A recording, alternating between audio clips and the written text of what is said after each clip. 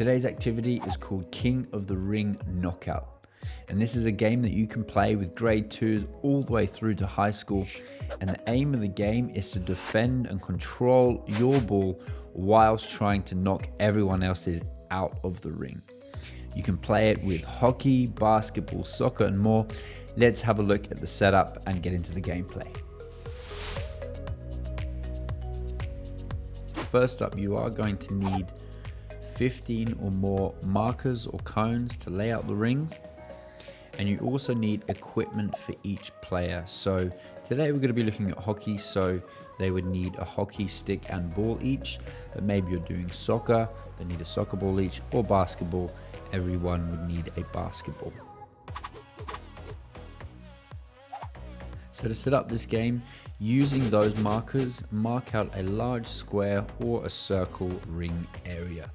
You need to make sure that the area is big enough so everyone has their own space.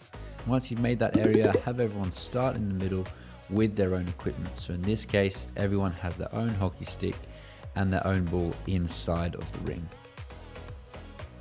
So the game starts when the teacher shouts go, and everyone has to try and dribble their ball, keeping close control of it, staying within the boundaries of the area. What you have to try and do is try and knock someone else's ball out of the square. So here the boy has managed to knock the girl's ball out.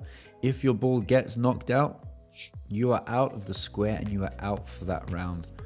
And play continues. So here again, the boy manages to knock out the other boy's ball. Everyone keeps going around.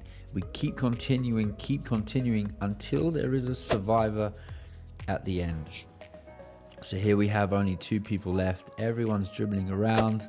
His ball is knocked out. We have a winner at the end. Once there's one left, he is the winner.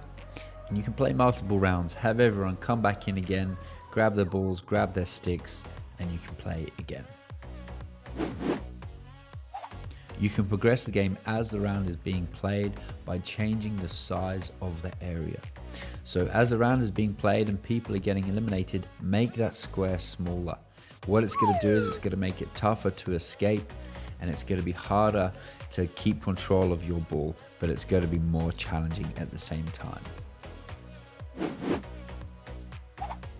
An alternate way to play this is by adding in tacklers. So you can choose 3 or 4. In this case, I'm just going to show 2. You can see the 2 boys in the middle with the red and black striped shorts. They don't have a ball. So in this round, everyone who has a ball just has to protect their own ball. Only the tacklers can knock out the balls. So as gameplay goes on, you have to try and avoid having your ball knocked out by the tacklers. And you can bring in a new tackling team each time, each round, and you can see how long it takes them. How long does it take the tacklers to get rid of all the balls? And you can do it as a fun time trial to see which team can clear all the balls the quickest. Another way to play is to have students come on in groups of 2 who share one ball, and this time they have to work as a pair, passing the ball between each other whilst trying to eliminate the other team's balls. So now we have the passing element, the teamwork element of this game as well. And maybe you'd like to do it so you have 5 lives or something like that. So the pairs aren't out straight away. Each team has 5 lives. Once you've lost the ball 5 times, you are out for that round. You can adapt the game to different sports. So this time, instead of hockey, maybe it's basketball. Everyone has their own ball and they have to try and dribble and defend whilst knocking other people's balls out of the area. Or soccer again, using your feet only, keep control of your ball and get rid of everyone else's balls. Lastly, some coaching pointers to help your students improve on their skills.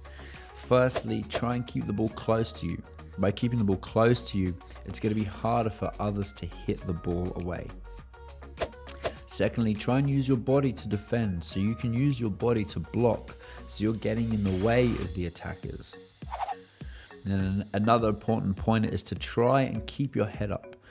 So as you're moving around, try and keep your head up so you can see where you're going. You can see where there's space, where you can move to, where you need to avoid, and you can see if anyone's trying to attack and steal your ball as well. You've been watching Prime Coaching with me, Coach Danny. Hopefully you and your class have an awesome time with this game. And if you as a teacher need more ideas, make sure you check out my resources in the links below. You can get downloadable lesson plans, complete sports units, everything you need for skills, drills, and games to teach game-changing sport at your school.